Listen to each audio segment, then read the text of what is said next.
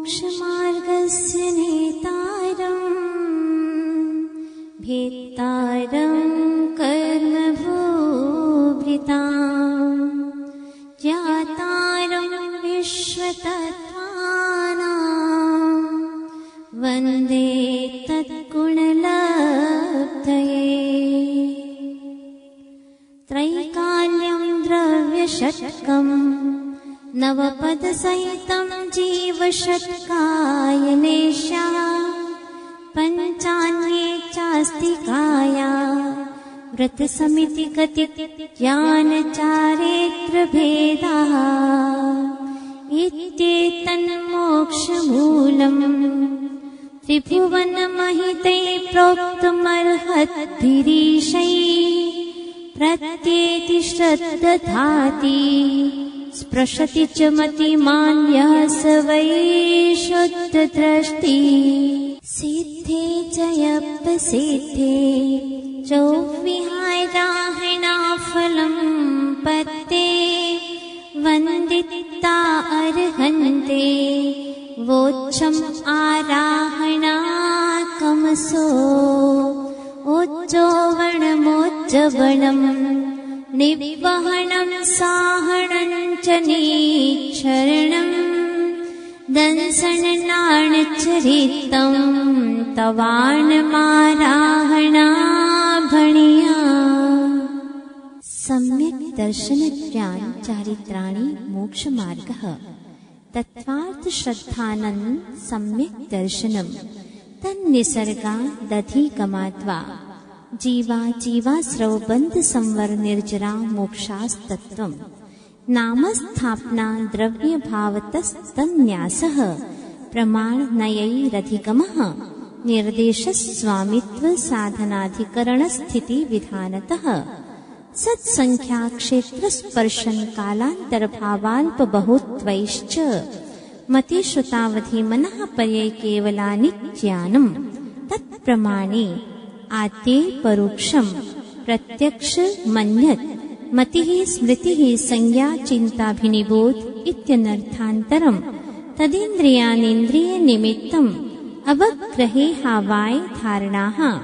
बहुविधक्षिप्रानिः श्रुतानुक्तध्रुवाणाम् सेत्राणाम् अर्थस्य व्यञ्जनस्यावग्रहः न चक्षुरनेन्द्रियाभ्याम् श्रुतम् मतिपूर्वन् द्वयनेकत्वादशभेदम् भवप्रत्ययोवधिर्देवनारकाणाम् क्षयोपशम् निमित्तः षड्विकल्पः शेषाणाम् ऋजुविपुलमति मनः पर्ययः विशुद्ध्यप्रतिपाताभ्याम् तद्विशेषः विशुद्धिक्षेत्रस्वामी विषयेभ्यो वधि मनः पर्ययोः मतिश्रुतियोर्निबन्धो द्रव्येष्वसर्वपर्यायेषु रूपीष्ववधेः तदनन्तभागे मनः पर्ययस्य सर्वद्रव्यपर्यायेषु केवलस्य एकादीनि भाज्यानि युगपदे कस्मिन्नाचतुर्भ्यः मतिश्रुतावधियो विपर्ययश्च सदसतो रविशेषाद्यत्रच्छोपलब्धेरुन्मत्तवत् नैगं संग्रह व्यवहारर्जुसूत्र शब्द समभिरूढैवम्भूता नयाः इति तत्त्वार्थसूत्रे मोक्षशास्त्रे प्रथमोऽध्यायः। नमो नमः। औपशमिकक्षायिको भावो मिश्रश्च जीवस्य स्वतत्त्वमौदैकपारिणामिकौ च द्विनवाष्टादशैकविंशतित्रिभेदा यथाक्रमम् सम्यक्त्वचारित्रे ज्ञान दर्शन दान लाभ भोगोपभोग वीर्याणि च ज्ञानाज्ञान दर्शन लब्धयश्चतुस्त्रि पंचभेदाः सम्यक्त्वचारित्र संयमाश्च गति कषाय लिंग मिथ्या दर्शना ज्ञाना संयता सिद्ध लेश्याश्चतुश्चतुस्त्रे कैक षट्भेदाः जीव भव्या भव्यत्वानि च उपयोगो लक्षणम् स द्विविधोष्टचतुर्भेदः संसारिणो मुक्ताश्च समनस्का मनस्काः संसारिणस्त्रसस्थावराः पृथिव्यप्तेजो वायु वनस्पतयः स्थावराः द्विन्द्रियादयस्त्रसाः पञ्चेन्द्रियाणि विविधानि निर्वृत्युपकरणे द्रव्येन्द्रियम् लब्ध्युपयोगौ भावेन्द्रियं स्पर्शन रसनघ्राण चक्षुः श्रोत्राणि स्पर्श रस गंध वर्ण शब्दास्तदर्थाः श्रुतमनीन्द्रियस्य वनस्पत्यन्तानामेकं कृमि पिपीलिका भ्रमर मनुष्यादीनामेकैकवृद्धानि संज्ञिनः समनस्काः विग्रहगतौ कर्मयोगः अनुश्रेणी गतिः अविग्रहा जीवस्य विग्रहवती च संसारिणः प्राक् चतुर्भ्यः एकसमया विग्रहा एकं द्वौ त्रीन् वा नाहारकः सम्मूर्च्छन् गर्भोपपादा जन्म सचित्त शीत संवृताः सेतरा मिश्राश्चैकशस्तद्योनयः जरायु चाण्डचपोतानां गर्भः देवनारकाणामुपपादः शेषाणां सम्मूर्च्छनम् औदारिक वैक्रीकाहारक तेजस्कार्मणानि शरीराणि परं परं सूक्ष्मं प्रदेशतो संख्ये गुणं प्राप्त तेजसात् अनंत गुणे परे अप्रतिघाते अनादि संबंधे च सर्वस्य तदादीनि भाज्यानि युगपदे कस्मिन्ना चतुर्भ्यः निरुपभोग मन्त्यं गर्भ सम्मूर्च्छनज माद्यम् औपपादिकं वैक्रियकं लब्धि प्रत्ययञ्च तेजस्मपि शुभं विशुद्धमव्याघाते चाहार्यकं प्रमत्त संयतस्यैव नारक सम्मूर्छिनो नपुंसकानि न देवाः शेषास्त्रिवेदाः औपपादिक चर्मोत्तम देहा संख्ये वर्षायुषो नपवर्त्यायुषः इति तत्त्वार्थ सूत्रे मोक्ष शास्त्रे द्वितीयोऽध्यायः। नमो नमः। रत्न शर्करा बालूका पंक धूम तमो महातमः प्रभा भूमयो घनाम्बो वाताकाश प्रतिष्ठाः सप्ताधोधः तासु 30 पंचविंशति पंचदश दश त्रिपंचोनैक नरकशत सहस्राणि पंच चैव यथाक्रमम् नारका नित्याशुभतरलेश्या परिणाम देह वेदना विक्रियाः परस्परो दीरित दुःखाः संक्लिष्टासुरो दीरित दुःखाश्च प्राक् चतुर्थ्याः तेष्वेकत्रिसप्तदश सप्तदश द्वाविंशति त्रयस्त्रिंशत् सागरोपमा सत्त्वानां परास्थितिः जम्बूद्वीप लवणोदादयः शुभनामानो द्वीप समुद्राः द्विर्विष्कम्भाः पूर्व परिक्षेपिणो वलयाकृतयः तन्मध्ये मेरुनाभिर्वृत्तो योजन शतसहस्र विष्कम्भो जम्बूद्वीपः भरत हैमवत हरिविदेह रम्यक हैरण्यवतैरावत वर्षाः क्षेत्राणि तद्विभाजिनः पूर्वापरायता हिमवन् महाहिमवन् निषध नील रुक्मी शिखरिणो वर्षधर पर्वताः हेमार्जुन तपनीय वैडूर्य रजत हेममयाः मणि विचित्र पार्श्वा उपरि मूले च तुल्य विस्ताराः पद्म महापद्म तिकिंच केसरी महापुंडरीक पुंडरीका हृदास्तेषामुपरि प्रथमो योजन सहस्रायामस्तदर्ध विष्कम्भो हृदः 10 योजनावगाहः तन्मध्ये योजनं पुष्करम् तद्विगुण द्विगुणा हृदाः पुष्कराणि च तन्निवासिन्यो देव्यः श्री ह्री धृति कीर्ति बुद्धि लक्ष्म्यः पल्योपमस्थितयः ससामानिक परिषत्काः गंगा सिंधु रोहित द्रोहितास्य हरिद्धरिकान्ता सीता सीतोदा नारी नरकान्ता सुवर्ण रुक्यकूला रक्ता रक्तोदाः सरितस्तन्मध्यगाः द्वयोर्द्वयोः पूर्वाः पूर्वगाः शेषास्त्वपरगाः 14 नदी सहस्र परिवृता गंगा सिन्धवादयो नद्यः भरतः षड्विंशति पंचयोजन शत विस्तारः षट्चैकोनविंशति भागा योजनस्य तद्विगुण द्विगुण विस्तारा वर्षधर वर्षा विदेहान्ताः उत्तरा दक्षिण तुल्याः भर्तैरावत्योर्वृद्धिर्हासौ षट्सम्याभ्यामुत्सर्पिण्यवसर्पिणीभ्यां ताभ्यामपरा भूमियोवस्थिताः एकदद्वित्रिपल्योपमस्थितयो हैमवतकहारी वर्षक दैव कुर्वकाः तथोत्तराः विदेहेषु संख्ये कालाः भरतस्य विष्कम्भो जम्बूद्वीपस्य 90 शतभागः द्विर्धातिकी खण्डे पुष्करार्थे च प्राङ्मानुषोत्तरान् मनुष्याः आर्याम्लेच्छाश्च भरतैरावत विदेहाः कर्मभूमियो यत्र देव कुरुत्तर कुरुभ्यः त्रिस्थिते परावरे त्रिपल्योपमान्तरमुहूर्ते तिर्यग्योनि जानाञ्च इति तत्त्वार्थसूत्रे मोक्षशास्त्रे तृतीयोऽध्यायः। नमो नमः। देवाश्चतुर्निकायाः आदितस्त्रिषु पीतान्तलेश्याः दशाष्टपञ्चद्वादश विकल्पाः कल्पोपपन्नपर्यन्ताः इन्द्रसामानिकत्रायस्त्रिंश पारिषदात्मरक्षलोकपालानेक प्रकीर्णकाभियोग्य किल्विषिकाश्चैकशः त्रायस्त्रिंश लोकपालवर्ज्याव्यन्तर्ज्योतिष्काः पूर्वयोर्द्वीन्द्राः कायप्रविचारा ऐशानात् शेषाः स्पर्शरूप शब्द मनः प्रविचाराः परे प्रविचाराः भवनवासिनो सुरनाग विद्युत् सुपर्णाग्नि वातस्तनितो दधि द्वीप्तिकुमाराः व्यन्तराः किन्नर किंपुरुष महोरग गन्धर्व यक्ष राक्षस भूत पिशाचाः ज्योतिष्काः सूर्या चन्द्रमसौ ग्रह नक्षत्र प्रकीर्ण तारकाश्च मेरु प्रदक्षिणा नित्यगतियो नृलोके तत्कृतः कालविभागः बहिरवस्थिताः वैमानिकाः कल्पोपपन्नाः कल्पातीताश्च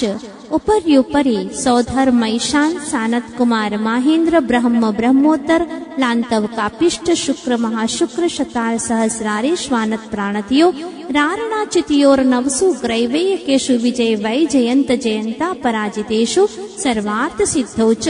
स्थिति प्रभाव सुखत्युतिलेश्या विशुद्धीन्द्रियावधि विषयतोऽधिकाः गति शरीर परिग्रहाभिमानतो हीनाः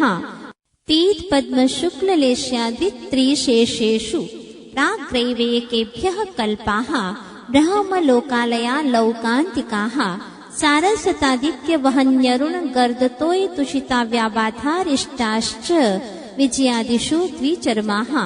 औपपादिक मनुष्येभ्यः शेषास्तिर्यग्योनयः स्थितिरसुरनाग सुपर्ण द्वीप शेषाणां सागरोपम त्रिपल्योपमार्थिहीनमिताः सौधर्मैशानयोः सागरोपमेधिके सानत कुमार महेन्द्रयोः सप्त त्रिसप्तनवैकादश त्रयोदश पञ्चदशभिरधिकानि तु आर्णाच्युतादूर्ध्वमैकैकेन नवसु ग्रैवेयकेषु विजयादिषु सर्वार्थसिद्धौ च अपरापल्योपमधिकम् परतः परतः पूर्वा पूर्वानन्तरा नारकाणाञ्च द्वितीयादिषु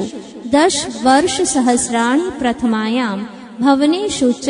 व्यन्तराणाञ्च परापल्योपमधिकम् ज्योतिष्काणाञ्च तदष्टभागोपरा लौकान्तिकानामष्टौ सागरोपमाणि सर्वेषाम् इति तत्त्वार्थसूत्रे मोक्षशास्त्रे चतुर्थोऽध्यायः। नमो नमः। अजीवकाया धर्माधर्माकाश पुद्गलाः द्रव्याणि जीवाश्च नित्यावस्थितान्यरूपाणि रूपिणः पुद्गलाः आकाशादेकद्रव्याणि निष्क्रियाणि च असङ्ख्येयाः प्रदेशा धर्माधर्मैकजीवानाम् आकाशस्यानन्ताः सङ्ख्येयासङ्ख्येयाश्च पुद्गलानाम् नाणोः लोकाकाशे वगाहः धर्माधर्मयोः कृत्स्ने एकप्रदेशादिषु भाज्यः पुद्गलानाम् असङ्ख्ये भागादिषु जीवानाम् प्रदेश संहार विसर्पाभ्यां प्रदीपवत् गतिस्थित्युपग्रहो धर्माधर्मयोरुपकारः आकाशस्यावगाहः शरीर वाङ् मनः प्राणापानाः पुद्गलानां सुख दुःख जीवित मरणोपग्रहाश्च परस्परोपग्रहो जीवानां वर्तना परिणामक्रियाः परत्वापरत्वे च कालस्य स्पर्श रस गन्ध वर्णवन्तः पुद्गलाः शब्द बन्ध सौक्ष्म स्थौल्य संस्थान भेद तमश्छाया तपोद्योतवन्तश्च अणवः स्कन्धाश्च भेद संघातेभ्य उत्पद्यन्ते भेदादणुः भेद संघाताभ्यां चाक्षुषः सद्द्रव्यलक्षणम्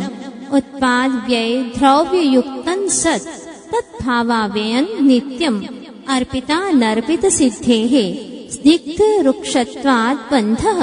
न जघन्य गुणानां गुणसाम्ये सदृशानां द्व्यधिकादि गुणानां तु बन्धेधिकौ पारिणामिकौ च गुणपर्यवत् द्रव्यम् कालश्च सोऽनन्त समयः द्रव्याश्रया निर्गुणा गुणाः तद्भावः परिणामः इति तत्त्वार्थसूत्रे मोक्षशास्त्रे पंचमोऽध्यायः। नमो नमः। काय वाङ् मनः कर्मयोगः स आश्रवः शुभः पुण्यस्याशुभः पापस्य स कषायाकषाययोः साम्प्रदायिकेर्यापथयोः इन्द्रियकषायव्रतक्रियाः पञ्चविंशति संख्याः पूर्वस्य भेदाः तीव्रमन्दज्ञाताज्ञात भावाधिकरणवीर्यविशेषेभ्यस्तद्विशेषः अधिकरणं जीवाः आद्यन् समरं समारम्भारम्भ योगकृतकारितानुमत्कषाय विशेषैस्त्रिश्चतुश्चैकशः निर्वर्तना निक्षेप संयोग विसर्गा द्विचतुर्द्वित्रिभेदाः परम् तत्प्रदोष निह्नव मात्सर्यान्तराया साधनोपघाता ज्ञान दर्शनावरणयोः दुःख शोक तापाक्रन्दनवत् परिदेव नान्यात्मपरो भयस्थान्य सद्वेद्यस्य भूत प्रत्यनुकम्पादान् सराग संयमादियोगः क्षान्तिः शौचमिति सद्वेद्यस्य केवलिश्रुत संघ धर्म देवावरणवादो दर्शन मोहस्य कषायोदयात् तीव्र परिणामश्चारित्र मोहस्य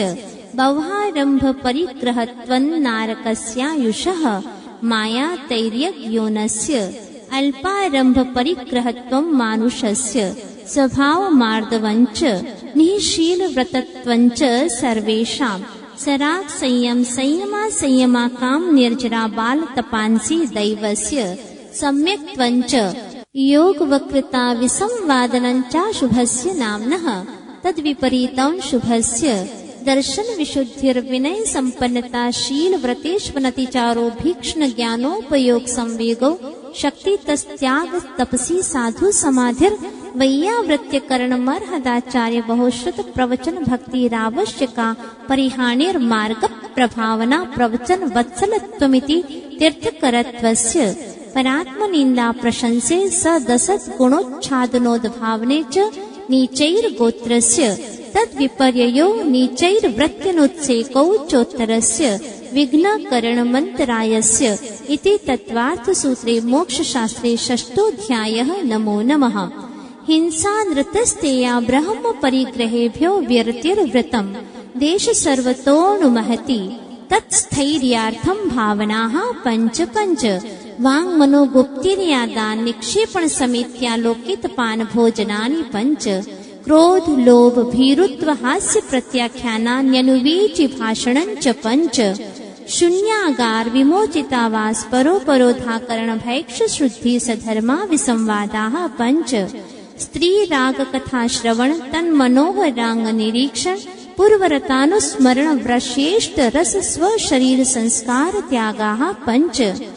मनोज्ञेन्द्रिय विषय राग द्वेष वर्जनानि पञ्च हिंसादिष्वेहा मुत्रापायावद्य दर्शनम् दुःखमेव वा मैत्री प्रमोद कारुण्य माध्यस्थ्यानि च सत्वगुणाधिक क्लिश्यमाना विनयेषु जगत्काय स्वभावौ वा संवेग वैराग्यार्थम् प्रमत्त योगात् प्राण व्यप्रोपणम् हिंसा असदभिधान मन्द्रितम् अदत्ता दानंस्तेयम् मैथुनम ब्रह्म मूर्छा परिग्रहः निशल्यो व्रति अगार्यनगारश्च अणुव्रतो गारी दिक्तेशानर्थ दंड विरति सामायिक प्रोषधोपवासोपभोग परिभोग परिमाणातिथि संविभाग व्रत संपन्नश्च मारणान्तिकिन सल्लेखनान् जोषिता शंका कांक्षा विचिकित्सान्य दृष्टि प्रशंसा संस्तवाः सम्यक् दृष्टेरतिचाराः व्रतशीलेषु पंच यथाक्रमम् बन्धवदच्छेदाति भारारोपणान्नपान निरोधाः मिथ्योपदेशरहोभ्याख्यान कूटलेखक क्रियान्यासापहार साकार मंत्रभेदाः स्तेन प्रयोक्तदारतादान विरुद्ध राज्यातिक्रम हीनाधिक मानोन्मान प्रतिरूपक व्यवहाराः पर विवाह करणे त्वरिका परिग्रहिता गमनानंग क्रीडा कामतीव्राभिनिवेशाः क्षेत्र वास्तु हिरण्य सुवर्ण धन धान्य दासी दास कुप्य भाण्ड प्रमाणातिक्रमाः ऊर्ध्वाधस्तिर्यक् व्यतिक्रम क्षेत्र वृद्धि स्मृत्यन्तराधानानि आनयन प्रेष्य प्रयोग शब्द रूपानुपात पुद्गलक्षेपाः कंदर्प कौतुकुच्च मोखन्यास मिक्षाधिकरणोपभोग परिभोगानर्थज्ञानि योग दुह प्रणिधानानादर स्मृत्यनुपस्थानानि अप्रत्यवेक्षिता प्रमार्जितोत्सर्गादान संस्तरोपक्रमणानादर स्मृत्यनुपस्थानानि सचित्त संबंध सम्मिश्राभिषव दुह पक्वाहाराः सचित्त निक्षेपाभिधान परव्यपदेश मात्सर्य कालातिक्रमाः जीवित मरणाशंसा मित्रानुराग सुखानुबंध निदानानि अनुग्रहार्थं स्वस्यातिसर्गो दानं विधित द्रव्य दात्री पात्र विशेषात् तद् विशेषः इति तत्त्वार्थ सूत्रे मोक्ष शास्त्रे सप्तमोऽध्यायः। नमो नमः।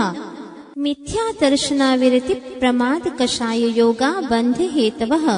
स कषायत्वात् जीवः कर्मणो योग्यान् पुद्गलानादत्ते सबन्धः प्रकृति स्थित्यनुभव प्रदेशास्तद्विधयः आद्योज्ञान दर्शनावरण वेदनीय मोहनीयायुर्नाम गोत्रान्तरायाः पञ्चनवत्वयष्टाविंशति चतुर्द्वि चत्वारिंशद्वि पञ्चभेदा यथाक्रमम् मतिश्रुतावधि मनः पर्यै केवलानां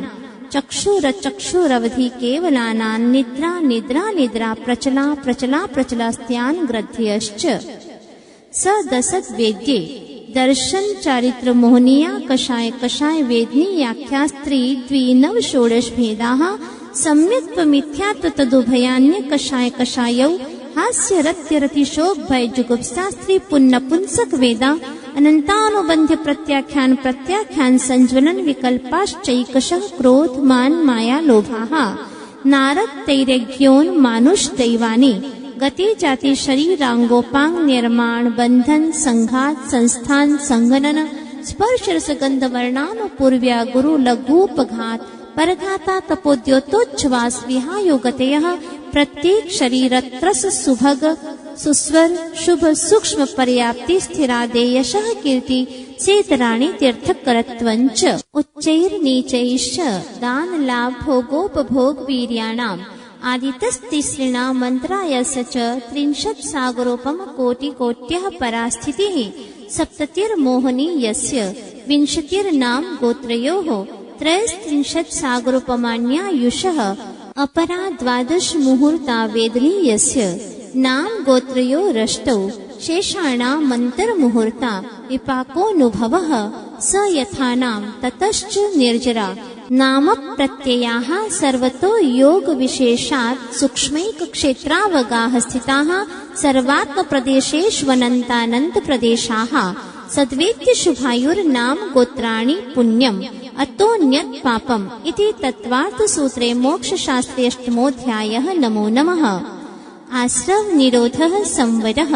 स गुप्ति समिति धर्मानुप्रेक्षा परिशः जय चारित्रैः तपसा निर्जराच सम्यग् योग निग्रहो गुप्तिः ईर्याभाषैषणादान् निक्षेपोत्सर्गाः समितयः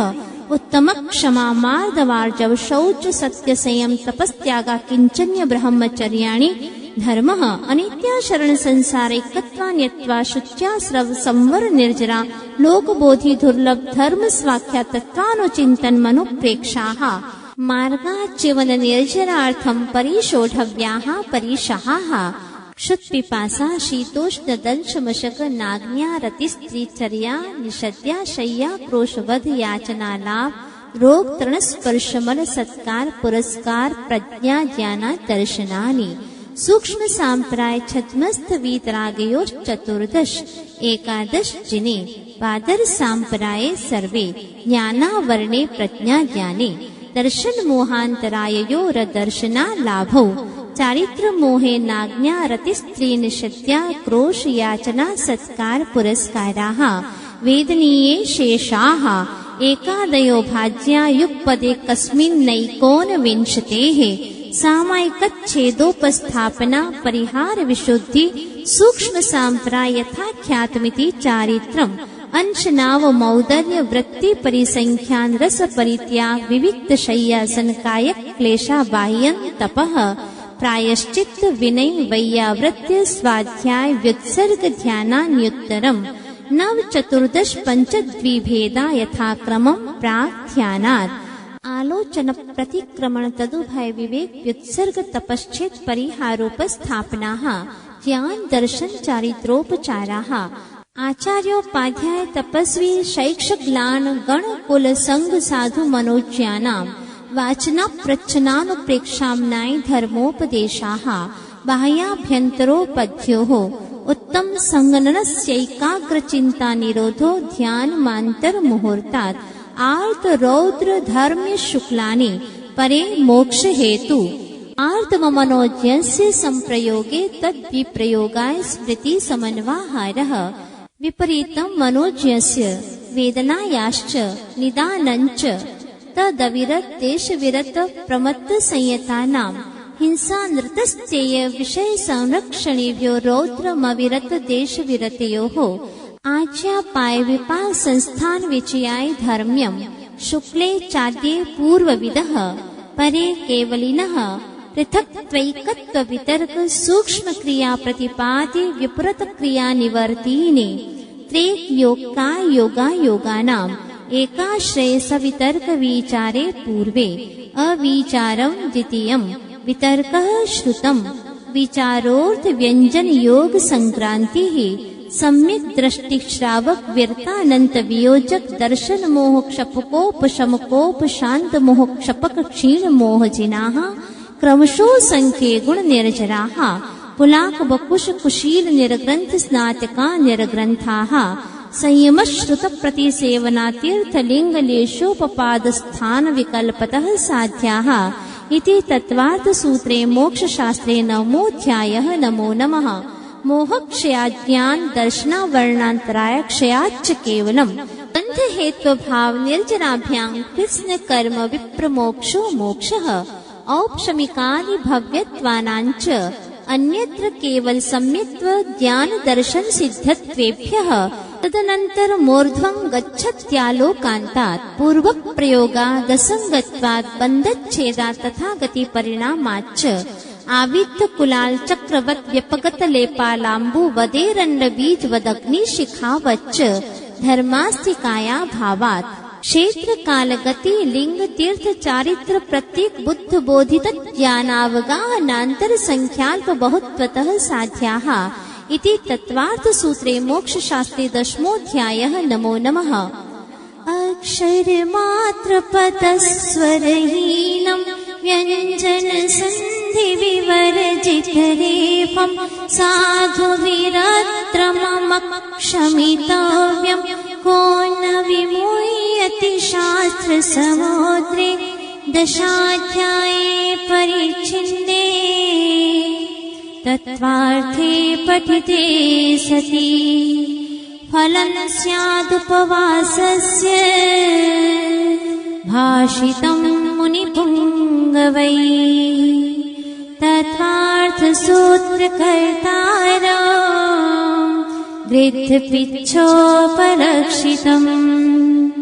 वन्दे गणीन्द्रसञ्जात